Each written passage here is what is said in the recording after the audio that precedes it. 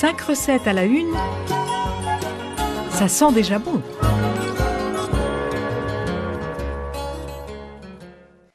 Bonjour, aujourd'hui Chromosome le Resto vous propose la recette du velouté de céleri rave aux pommes et aux noisettes.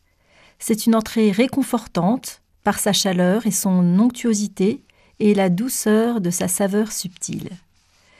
Alors, pour 10 personnes, il vous faudra 2 boules de céleri rave, 6 pommes golden ou autres variétés sucrées, 2 oignons, 2 brins de thym, 3 litres de bouillon de légumes, 30 centilitres de crème liquide, 6 cuillerées à soupe d'huile d'olive, 4 cuillerées à soupe d'huile de noisette, du sel et du poivre, et puis c'est facultatif mais c'est très beau et bon, des noisettes grillées, 80 grammes environ, pour servir à la fin.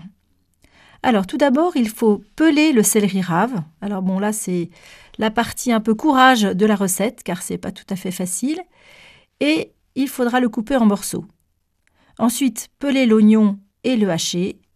Puis peler les pommes, en retirer le cœur et les couper en morceaux. Alors ensuite, il faudra faire revenir l'oignon dans l'huile d'olive pendant 5 minutes, puis ajouter les pommes et les morceaux de céleri.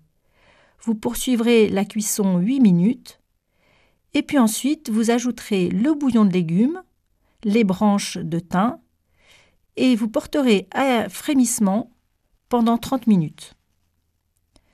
Là, ensuite, vous vérifierez la cuisson avec la pointe d'un couteau.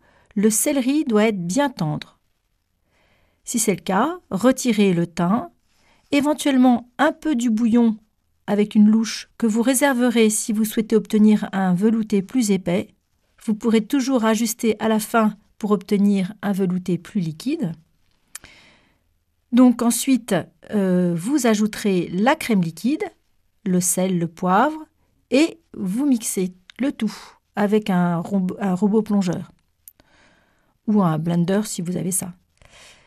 Vous goûtez, bien sûr, toujours, vous ajustez l'assaisonnement. Si ce n'est pas assez liquide, c'est le moment de remettre un petit peu de liquide. Et puis, c'est le moment aussi de servir là. Servez le velouté avec un filet d'huile de noisette et éventuellement parsemé de noisettes grillées concassées. Voilà, je vous souhaite une bonne dégustation.